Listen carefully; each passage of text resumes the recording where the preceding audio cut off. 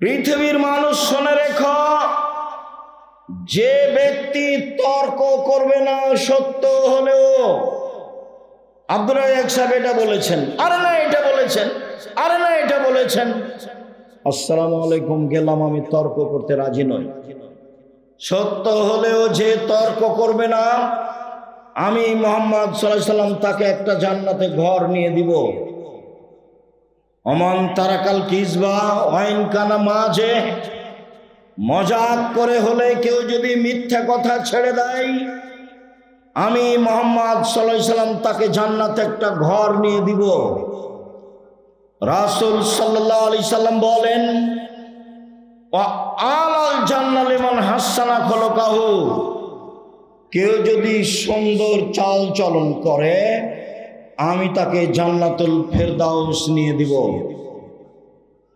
সম্মানিত দিনী ভাই বোন, তিনটে মেয়ের লালন পালন করলে, দুইটা মেয়ের লালন পালন করলে নবীর সাথে জান্নাতে থাকা যায়, কিন্তু কোন জান্নাত সেটা উল্লেখ করা হয়নি। আর এখন আল্লাহ রাসূল বলছেন, কারো যদি ভালো চাল চলন হয় তাহলে সে কোন জান্নাতে থাকবে? জান্নাতুল ফেরদাউস। ভালো চাল চলন জীবনে একটি জরুরি কাজ।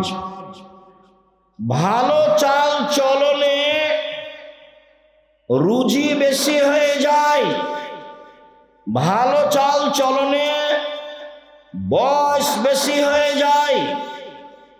আনাস রাদিয়াল্লাহু তাআলা আনহু বলেন, রাসূল সাল্লাল্লাহু আলাইহি সাল্লাম বলেছেন, মান সাররাহু আইয়ুবসাতা লাহু ফি রিজকিহি ওয়া ইয়ামসালু ফি আসরিহি, যে চাই তার বয়স বেশি হয়ে যাক, যে চাই তার রুজি বেশি হয়ে যাক, ফালইয়াসিল রাহিমাহু, সে যেন সদাচরণ করে। সদাচরণ করলে রুজি বেশি হবে, সদাচরণ করলে বয়স বেশি হবে। এই ছেলে, তোমরা যারা দায়িত্ব পালন করছো দেখো তো ওইদিকে কি কোন ছেলেরা দৌড়াদৌড়ি করছে? আমি এখান থেকে শব্দ শুনতে পাচ্ছি কেন?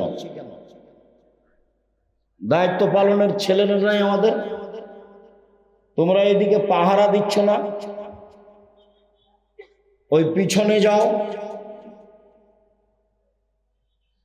আমি তো আর আব্দুল্লাহ বিন ফজল নই যে ভোর পর্যন্ত বক্তব্য দিব। আমরা একটা পর্যায়ে চলে আসছি, কাজে কেউ হেঁটে বেড়াবে, গল্প করবে, এই নোংরা স্বভাবের লোক তো আমি চাইনি। কাজে তোমরা এটা পাহারা দাও, চতুর্দিকে পাহারা দাও। যারা দাঁড়িয়ে গল্প করছে তাদেরকে ভিতরে আসতে বলো, না হলে চলে যেতে বলো। ওদের জন্য তো বাজার একটা বড় আছে, দেখে আসলাম। অনেক জিলাপি, অনেক খাওয়ার জিনিস আছে। আমি আমার জীবনে কোনোদিন চায়ের স্টলে বসিনি। আমার মা বলতো, এক, দোকানে বসিও না, দুই, প্রাইভেট পড়ায় না, তিন, কারোর সাথে বন্ধুতালি করো না, চার, দাওয়াত খায়ও না। আমার মাঝে কি বুঝতেন? এক, দোকানে বসিও না, দুই, প্রাইভেট পড়ায় না, তিন, কারোর সাথে বন্ধুতালি করো না, চার, দাওয়াত খায়ও না। আমার মা আমার সাথে পিছে পিছে হাঁটতেন আর এই চারটা কথা বলতেন। আমরা তো কোনোদিন জীবনে দোকানে বসে নিব না। বেঁচে আছি তো?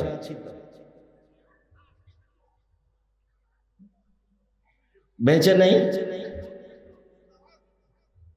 দাওয়াত খেয়েছি তো ছাত্র জীবন শেষ হলে, এখন তো দাওয়াত খাই। তো অনেক সময় হিসাব করি আর কি। ছাত্র জীবনে আমার মায়ের কথাটা আমি বাস্তবায়নের চেষ্টা করেছি।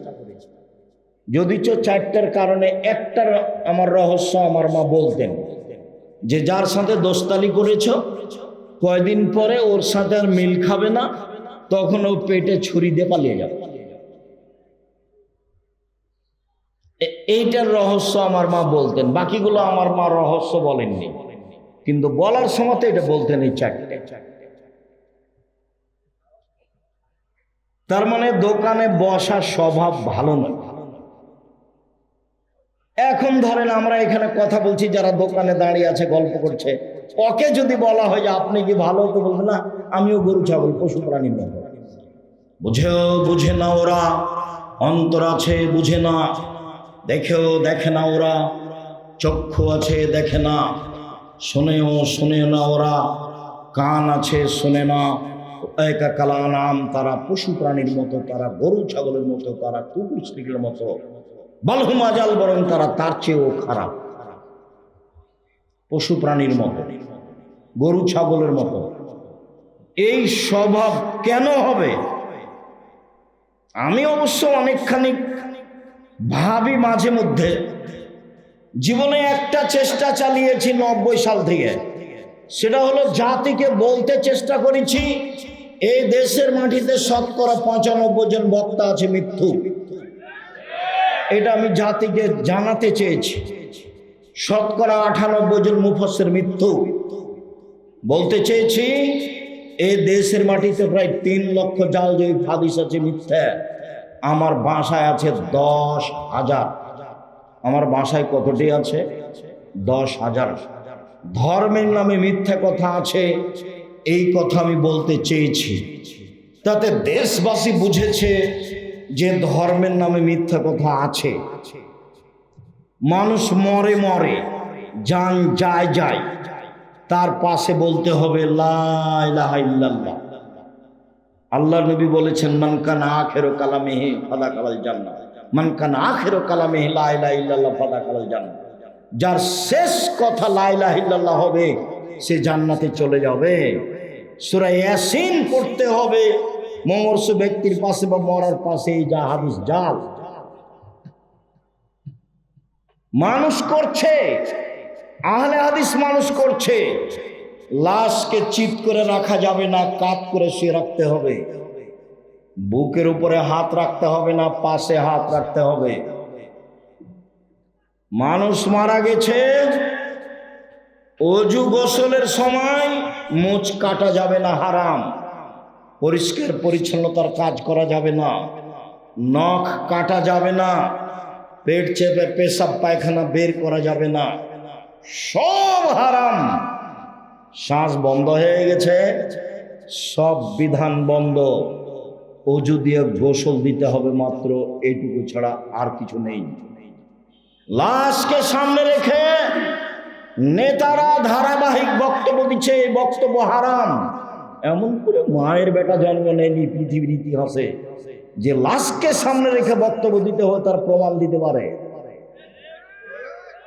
ধর্ম বিকৃত করেছে হুজুরি।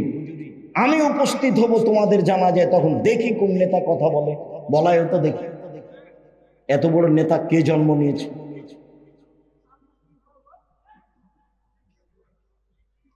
তোমাদের এলাকায় ওরকম পরিবেশে একদিন আসি, আমি তো এসেছিলাম। মৌলানা সাহেব জানাজা, ডক্টর আসাদুল্লাহ গালেব জানাজা করেছিলেন, এই যে আরে আলাদিপুর মাদ্রাসার মৌলানা শামসুদ্দিন সাহেব। আমরা সেদিন ছিলাম। জানাজার সময় ডক্টর সাহেবই তো জানাজা পড়ান। এমন তো দুঃসাহস কেউ করে না, করে সে কিছু করবে এটা আমি ধারণাও করি না। তার মানে কোন এমপি মন্ত্রী, কোন চেয়ারম্যান মেম্বারের অধীনে আমি জামিয়া সালাফিয়া চালাই না। জামিয়া সালাফিয়া বৈদেশিক পয়সা দিয়ে চলে না। জামিয়া সালাফিয়া কোনো বড় ধরনের বৃত্তশালী দিয়ে চলে না। জামিয়া সালাফিয়া কোনো লোকের কথা দিয়ে চলে না। জামিয়া সালাফিয়া কোনো কমিটি দিয়ে চলে না। জামিয়া সালাফিয়া একটা সৈন্যের উপরে আছে, মাসে 40 লাখ টাকা বেতন লাগে। কেউ ক্ষমতা দেখে একটা কাজ করে নিবে এমন দুঃসাহস মাটিতে নেই কেউ। এমন দুঃসাহসের মানুষ মাটিতে নেই। আমার জীবনে আমি কোনোদিন বক্তব্য দিতে গেছি কোনো মসজিদে, কোনো জায়গাতে ওর কথা অনুপাতে বক্তব্য দিতে হবে 90 সাল থেকে এখন পর্যন্ত কোনোদিন ঘটেনি। সম্মানিত দিনী ভাই বোন, এই জন্য আমি দাবি রাখি যে আমি আব্দুর রাজ্জাক বিন ইউসুফ কোনো এলাকায় গেলে সে এলাকার ভাই বোন আত্মীয় স্বজন মানুষজন সবাই আসবে, এমনকি হিন্দু আসবে, আমি তার কিছু না কিছু উপকার করবই করব। সম্মানিত দিনী ভাই বোন, চাল চলন ভালো যার সে জান্নাতুল ফেরদাউস পাবে, এ কথা মুহাম্মদ সাল্লাল্লাহু আলাইহি সাল্লাম বলেন। 3টে মেয়ের লালন পালন করলে, 2টে মেয়ের লালন পালন করলে নবীর সাথে জান্নাতে থাকা যাবে, তবে জান্নাতুল ফেরদাউসের কথা নেই। পৃথিবীতে একটাই ইবাদত, সেটা হলো ভালো চাল চলন, যার বিনিময় হলো জান্নাতুল ফেরদাউস। সম্মানিত দিনী ভাই বোন, ভালো চাল চলনে বয়স বেশি হয়ে যায়, ভালো চাল চলনে রুজি টাকা পয়সা বেশি হয়ে যায়। মুখ খারাপ করে ব্যবসা বাণিজ্য করবেন না, মুখ খারাপ করে জাতিকে ক্ষমতা দেখাবেন না। মাটির মানুষ মাটির মতো হয়ে থাকবেন। যত উপস্থিত মহিলা আছেন, আপনাকে অনুরোধ করে বলছি, শাশুড়িকে উপেক্ষা করে কথা বলবেন না, মাকে উপেক্ষা করে কথা বলবেন না, ননদকে উপেক্ষা করে কথা বলবেন না, জায়ের ছেলে মেয়ে যাকে দেখে উপেক্ষা করে কথা বলবেন না। নরম হয়ে যান, মুখামুখি উত্তর নেই, ফল ভালো হবেই হবে। মুরব্বী আপনাকে বলছি, আল কেটে জমি বাড়াবেন না। আপনাকে বলছি, ক্ষমতা দেখিয়ে মানুষের নামে মামলা করবেন না। দাপট দেখিয়ে মানুষকে অপমান খাটো করবেন না। চাঁপাইনবাবগঞ্জ নাচলের ভাষায় মানুষকে গালি দিবেন না, জান্নাত হবেই হবে ইনশাআল্লাহ। সম্মানিত দিনী ভাই বোন, আব্দুল্লাহ ইবনে আমর বলেন, রাসূল সাল্লাল্লাহু আলাইহি ওয়াসাল্লাম বলেছেন, 4টে জিনিস আছে যার, সবকিছু আছে তার, ইহকাল আছে তার, পরকাল আছে তার, জান্নাত আছে তার। 4টে জিনিস আছে যার, সবকিছু আছে তার, ইহকাল আছে তার, পরকাল আছে তার, জান্নাত আছে তার। 1, হিফজ আমানাতিন, আমানতের রক্ষা। আমানত খুব কঠিন জিনিস। চেয়ারম্যান মেম্বার এমপি মন্ত্রীকে বললে বোঝা যাবে আমানত কি জিনিস। মাদ্রাসার প্রিন্সিপাল হেড মাওলানা মসজিদের সভাপতিকে বললে বোঝা যাবে আমানত কি জিনিস। আর তোমরা স্কুলের ছাত্র, ক্লাস 10-এ পড়ছো, সবাই মিলে টাকা উঠে একটা করবে অনুষ্ঠান, তো 2 জনকে বাজারে পাঠিয়েছ, তো ওরা কিছু উপহার দেওয়ার জন্য জিনিস কিনেছে, ওরা আবার নাস্তা করেছে 2 জন মিলে, দিয়ে 90 টাকা নাস্তা করে জিনিসের দামটা বেশি বেশি করে দামের সাথে 90 টাকা শেষ করে দিয়েছে। ওরা বলেছে 2 জনে এটা বলবি না, নাস্তার কথা বললে মন খারাপ করবে। তুমি ক্লাস 10-এ পড়ো, 90 টাকাতে হেরে গেছো, ঈমান হারিয়ে গেছে। আমানত আছে যার, জান্নাত আছে তার। আমানত নেই যার, জান্নাত নেই তার। আমানত খুব কঠিন জিনিস। আমানত আছে যার, ইহকাল আছে তার, পরকাল আছে তার। তাই তো আমি বলেছি, সমাজের দায়িত্বশীল যদি জানতো আমানতদারি দায়িত্ব কত কঠিন, তাহলে জনগণকে বলতো, জনগণ, আপনাদের ভোটে আমি নির্বাচিত চেয়ারম্যান, আমার দায়িত্ব নেওয়া ভুল হয়েছে। আব্দুল রাজ্জাক সাহেবের বক্তব্য শুনেছি, যারা দায়িত্বে আমানতের খেয়ানত করে তাদের বিচার দেরিতে হবে। একদিন দেরি হলে 50,000 বছর, 3 দিন দেরি হলে কত বছর? 1.5 লক্ষ বছর। আমি চলে গেলাম, আসসালামু আলাইকুম, আমার বাবার জমি আছে 10 শতক, বেগুন চাষ করে খাবো, এই রুজি খেতে আমি রাজি নই। আবু জার গেফারি রাদিয়াল্লাহু তাআলা বলেছিলেন, আল্লাহর নবী আমাকে এলাকার নেতা করে দেন। আবু জার গেফারি বলছে, আল্লাহ রাসূল বলছেন, আবু জার গেফারি তুমি করেছো কি? নেতৃত্ব আমানত, আর তুমি হলে জয়ীফ, দুর্বল, দুটো এক নয়, হবে না তোমার নেতৃত্ব দেওয়া। পিঠের উপরে থাবা মেরে বলছে, আবু জার গেফারি তুমি করেছো কি? বিচারের মাঠে নেতার সামনের চুলকে ধ্রুবসার তারার সাথে বেঁধে ঝুলিয়ে রেখে দিবেন। এরপরেও বলবে, এইভাবে আমার ঝুলে থাকা ভালো 2 জনের মাঝে দায়িত্ব পালন করার চেয়ে। সবাই দেখতে পারেন, প্রত্যেকটা হাদিস গ্রন্থে আছে নির্বাচন অধ্যায়, রাজত্ব পর্ব। অতএব আমানতদারি আছে যার, জান্নাত আছে তার। 2 হুসন খালিকাতিন, ভালো চাল চলন যার, জান্নাত আছে তার। 3 সিদক হাদিসিন, সত্য কথা যার, জান্নাত আছে তার। 4 ইফাতুল বিতমাতিন, বৈধ রুজি যার, জান্নাত আছে তার। 1 দিন মজুরি, 2 বৈধ চাকরি, 3 জমি চাষ, জাতির উপকার করা যাবে না, বেঁচে থাকা যাবে মাত্র। 4 ব্যবসা, চকলেট হলেও জাতির উপকার করা যাবে। সারাদিনে 500 টাকা যদি 200 টাকা যদি বিক্রি করি, তাহলে 100 টাকা যদি লাভ থাকে, 30 টাকা খাবো, 70 টাকা থেকে যাবে। মুহাম্মদ সাল্লাল্লাহু আলাইহি ওয়াসাল্লাম বলেন, বিবেচনা করে মধ্যম পন্থায় খরচ করা অর্ধেক জীবিকা নির্বাহ। মধ্যম পন্থায় খরচ করা অর্ধেক জীবিকা নির্বাহ। আয় অনুপাতে ব্যয় করা অর্ধেক জীবিকা নির্বাহ। বোকামি খরচ করলে সংসার ধ্বংস হবে। আর বউ যদি হস্তিনী হয়, তাহলে সংসার এমনিতেই ক্ষতিগ্রস্ত হবে। হস্তিনী কি জিনিস?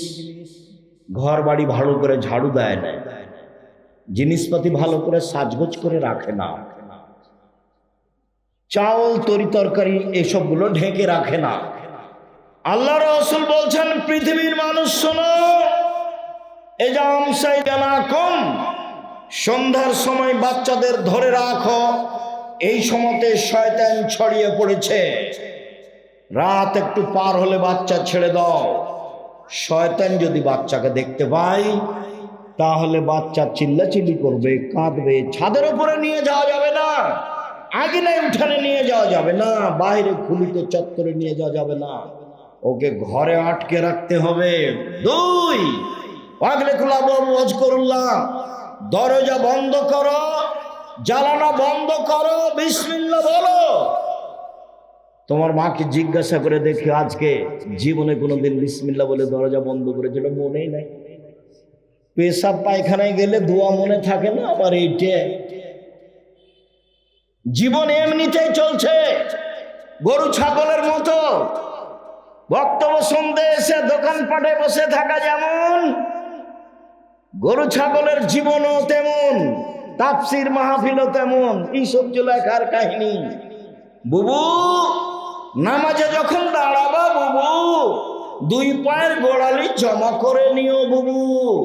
2 পায়ের গোড়ালির মধ্যে ফাঁকা যদি রাখো বুবু, তো লজ্জা স্থানের যোগাযোগ বুবু মাটির সাথে হবে, মাটি অভিশাপ করবে। বুবুর সব কথাই নাকি বুখারীতে আছে। এই তো ধর্ম। লাশ পড়ে আছে, বুবু কি যে বক্তব্য দিল, আর লম্বা দোয়া মেরে দিল বুবু। এই বুবু এই বাড়িতে আসলো কেন? এই ছেলে, এইসব মহিলা তোমাদের এই লাশের পাশে আসলো কেন? ও মহিলা মানুষ নয় যে এখানে আসলো কেন? ও কি দেখাতে চায়? কি ধর্ম দেখাতে চায়? অর্ধ পৃথিবীর খলিফা কুশাগর বুদ্ধিজীবী রাজনীতিবিদ ওমর মারা গেছেন। ওমরের শ্বাস বের হবে এরকম পর্যায়ে বলছে আব্দুল্লাহ, যাও আয়েশাকে বলো আমার কবরটা আবু বকর সিদ্দিকের পাশে হতে দিবে কিনা। যদি দেয় ভালো কথা, যদি না দেয় তাহলে সাধারণ জনগণের লাশ যেখানে আছে সেখানে রেখে দিও। আব্দুল্লাহ ইবনে ওমর বলছেন, আমি গেলাম, সালাম দিয়ে বাড়িতে ঢুকলাম, দেখি আয়েশা রাদিয়াল্লাহু তাআলা আনহা বসে বসে কাঁদছেন ওমরের কারণে। অর্ধ পৃথিবীর খলিফা কুশাগর বুদ্ধিজীবী রাজনীতিবিদ ওমর মারা গেছেন। আয়েশা রাদিয়াল্লাহু তাআলা আনহা দেখতে আসেননি, বাড়িতে বসে কান্নাকাটি করছেন।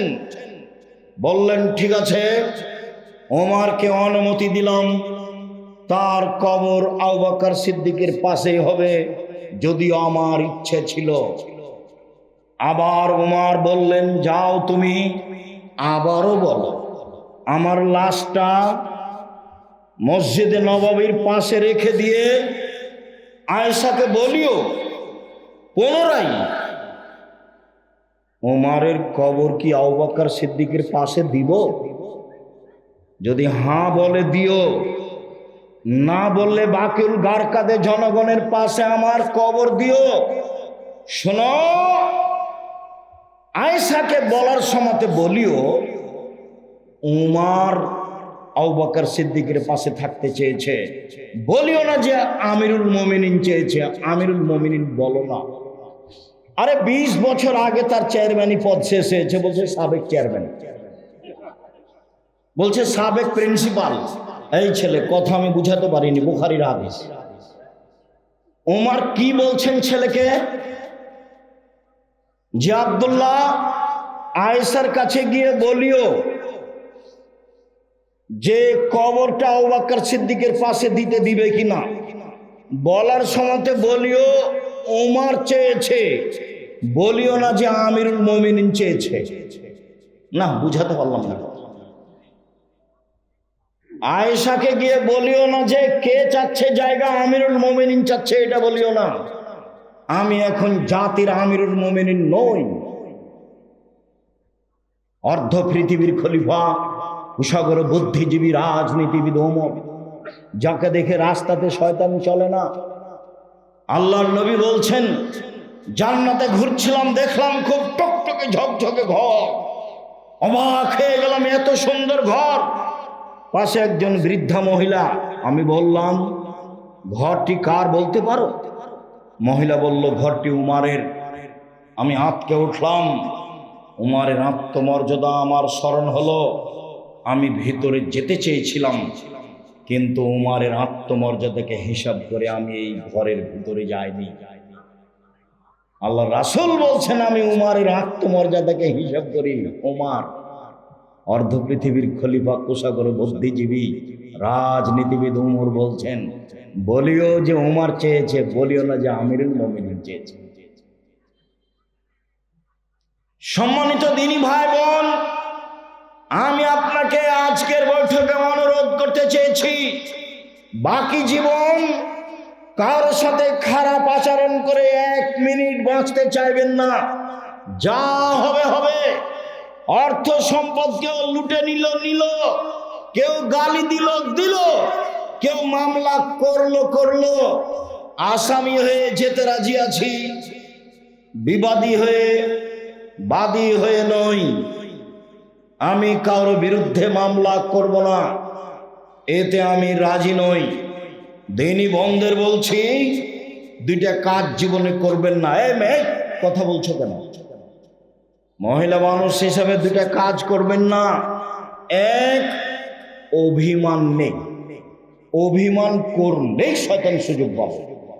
অভিমান কি? দিনাজপুর স্বপ্নপুরী নিয়ে গেল না দেখতে, অভিমান। একদিন জামিয়া সালাফিয়া সম্মেলনে রাজশাহী নিয়ে গেল না, এর নাম অভিমান। অভিমান করলেই শয়তান সুযোগ পাবে। দুই, প্রতিবাদ। তোমার মা কেন এই কথা বলল, তোমার বাপ কেন এই কথা বলল, তোমার ভাই কেন এই কথা বলল, তুমি কেন এই কথা বললে? প্রতিবাদ নেই, জীবন সুন্দর হবে। তুমি যেভাবে রাখবে তাতে আমি খুশি। মোটা কাপড়ে তুমি খুশি তো আমিও খুশি, চিকন কাপড়ে তুমি খুশি তো আমিও খুশি। আমার পক্ষ থেকে কোনো অভিমান নেই, আমার পক্ষ থেকে কোনো অভিযোগ নেই, আমার পক্ষ থেকে কোনো আপত্তি নেই। যা আপনার ভালো তা আমার ভালো। তখন শয়তান চুপটি লেগে চলে যাবে।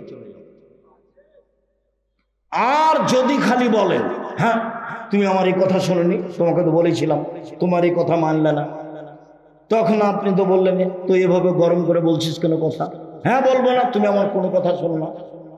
কোনটা তোর শুনি না, শুনিতে সব, একটাও শোনো না, তোমার সাথেই থাকবো না, থাকিস না, যা তালাক দিয়ে দাও, এক্ষুনি তালাক দিয়ে দাও। যা তোকে তালাক দিলাম, এক তালাক, দুই তালাক, 100 তালাক দিলাম। যখন তালাক দেওয়া শেষ হয়েছে তেমনি শয়তান চলে গেছে। ইন্না লিল্লাহি ওয়া ইন্না ইলাইহি। এবার ছেলে যে আছে 3টে, এখন কিন্তু আর শয়তান নেই। বেগুন তুলে খেলে গাছ এখনো আছে, আর মোলার গাছ তুলে খেলে এই গাছটাই শেষ। তালাক দিলে কি হবে? বুদ্ধি শেষ। অন্য পথে যাবেন, তালাকে যাবেন না। অন্য পথে যাবেন, তালাকে যাবেন না। সতর্কতার যে কোনো পথ অবলম্বন করেন, তালাকে গেলেই বিপদ।